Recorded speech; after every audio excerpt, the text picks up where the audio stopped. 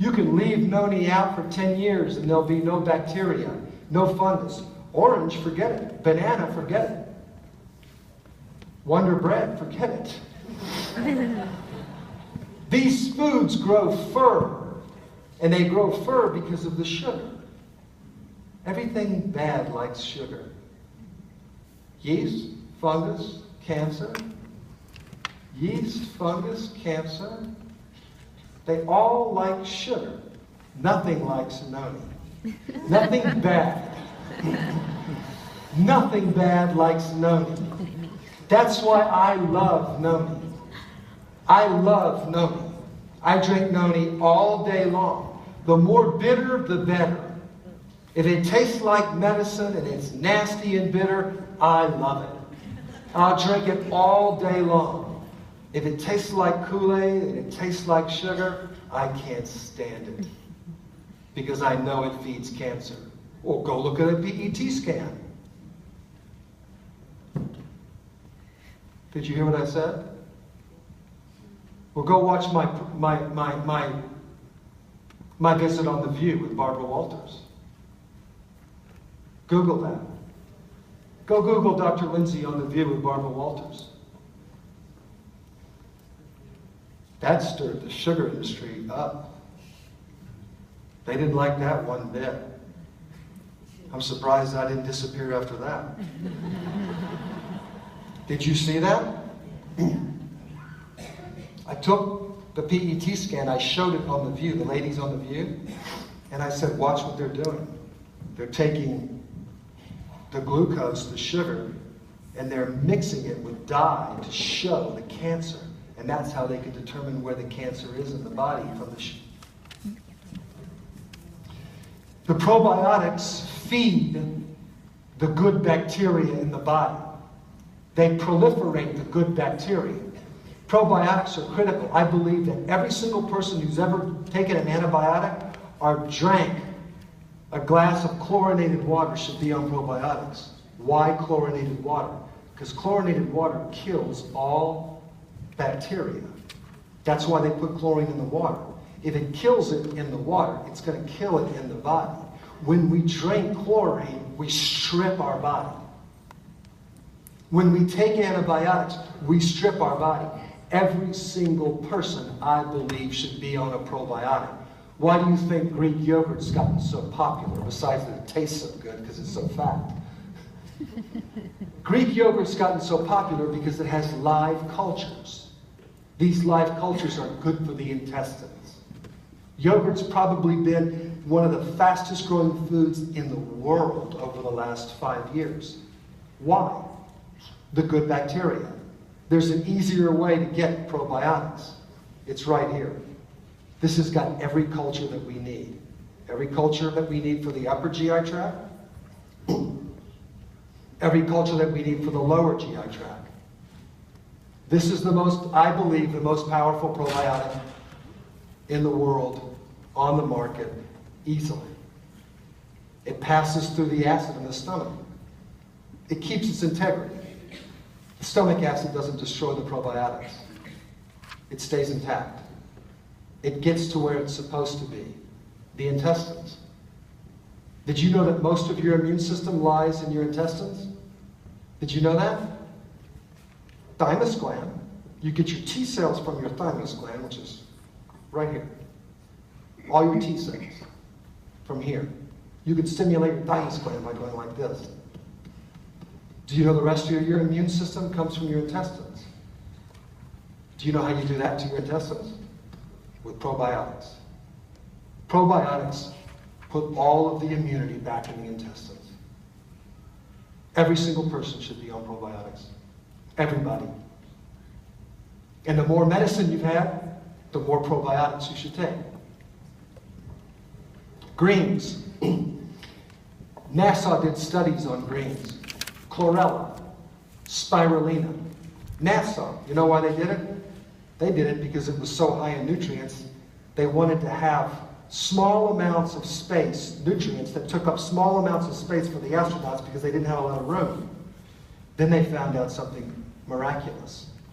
That when you planted the greens inside chemical dumps, like chlorella, shattered cell wall chlorella and spirulina, the greens converted the chemicals into nutrients. The greens converted the chemical, the poison, the pollution, the toxins into nutrients. Google that. I take greens every single day of my life. The reason why I do is because they say when you're green inside, you're clean inside. When you poop, if it's green, you're clean. Too much information? I can say those things. You want to be green inside. You want your body to be green. That green inside is clean. The green pulls the poisons out. The more you study and the more you research on greens, the more you'll take greens. If you said to me, Dr. Lindsay, pick one food on the planet that you think is the most powerful food, I would say seeds. And if you said pick another one, I'd say greens. If you said to me, you can only have 2 foods to live on for the rest of your life, I'd say seeds and grains. And you'd say, why? And I'd say, because the seed is the next generation, and I know it has everything. The oil, the fat, and the next generation. And then I would say the greens convert everything bad into good. And the green, when you break it down, is the closest to the human blood, the plasma. Chlorophyll. The green, the chlorophyll, is the closest thing to human blood. I just gave you 2 epiphanies. I just gave you 2 things that can change your life. Seeds and greens. I've got my nutritionists that I'm teaching, 25 of them. I got them sprouting. Most of them had never sprouted. They're all going home and sprouting and going, oh my gosh. And I'm seeing them Facebook saying, sprouting increases protein by 42%. One sprouting increases protein by 37%. And they're shocked at how much they're learning about something as simple as sprouting. Do you think that these 25 nutritionists are not going to change the world? These 25 people will change the world. These 25 nutritionists that I'm working with will change the world.